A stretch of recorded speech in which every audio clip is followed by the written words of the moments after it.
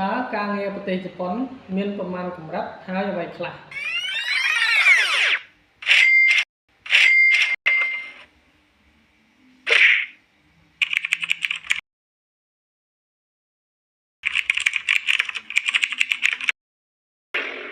បាទសូមជម្រាបសួរដល់បងប្អូនទាំងអស់គ្នាហើយក៏សូមស្វាគមន៍បងប្អូនទាំងអស់គ្នាដែលចូលមកកាន់ Channel របស់ខ្ញុំបាទដែលនិយាយអំពីការងារប្រទេសជប៉ុន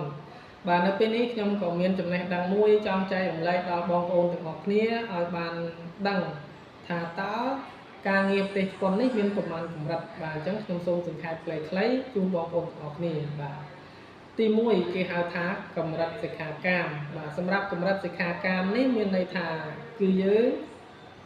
ដាក់ពាក្យរៀនធ្វើការដោយមិនទាន់មានចំណេះជំនាញបទពិសោធន៍ការងារ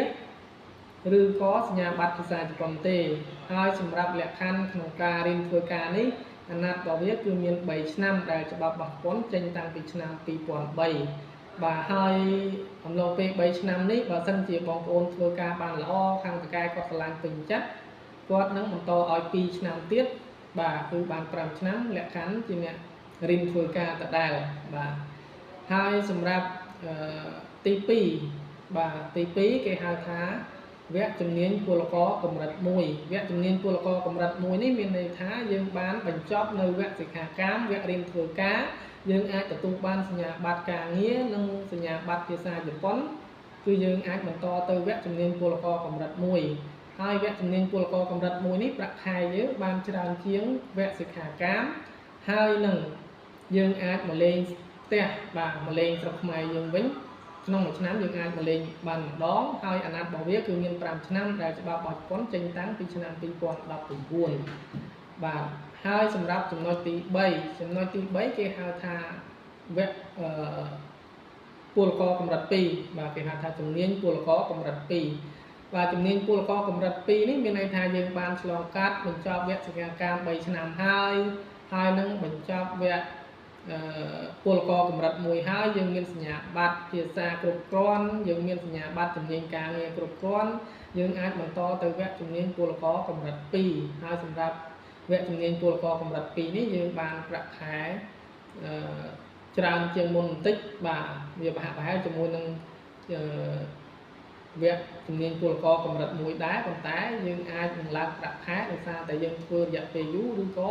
ឡើងទៅតាមតួនាទីដែរបាទអញ្ចឹងសម្រាប់វគ្គពលករកម្រិត2គេហៅថាជំនាញពលករកម្រិត2ហ្នឹងគឺយើងអាចធ្វើបានរហូតដល់5ឆ្នាំដូចវគ្គជំនាញពលករកម្រិត1ដូចគ្នាបាទអញ្ចឹងសូមសង្ខេបឡើងវិញសម្រាប់ការងារប្រទេសជប៉ុនគឺមាន3កម្រិតទី1កម្រិតសិក្ខាកាមហើយទី2គឺកម្រិតជំនាញពលករកម្រិត1ហើយសម្រាប់ចំណុចទី3គឺជំនាញពលករកម្រិត2បាទអញ្ចឹងបងប្អូនបានជ្រាបរួចមកហើយសម្រាប់ការងារប្រទេសជប៉ុនគឺមាន3កម្រិតហ្នឹងណាបាទអញ្ចឹងបើសិនជាបងប្អូនមានចំណាប់អារម្មណ៍ចង់ទៅធ្វើការនៅប្រទេសជប៉ុនអាចទំនាក់ទំនងអាស័យដ្ឋានសាលារបស់យើងខ្ញុំគឺសាលាហត្ថរិបាទដែលមានទីតាំងនៅជិតសាលាកសិកម្មចំការដូងស្ថិតនៅក្នុងបុរីផ្ទះល្វែងចំការដូងកសិកម្មអគារលេខ C01 C02 បាទហើយឬក៏បងប្អូនទាំងអស់គ្នាអាចទំនាក់ទំនងមកតាមរយៈលេខទូរស័ព្ទដែលខ្ញុំបានដាក់នៅក្នុងវីដេអូស្រាប់បាទហើយនៅពេលនេះខ្ញុំក៏សូមឲ្យបងប្អូនជួយចុច like ជួយ subscribe ហើយនិងជួយ share ដើម្បីឲ្យបងប្អូនខ្មែរយើងបានដឹងអំពីព័ត៌មាននេះទាំងអស់គ្នាបាទហើយនៅពេលនេះខ្ញុំក៏សូមអរគុណសូមជម្រាបលាជួបគ្នាឱកាសក្រោយបាយបាយ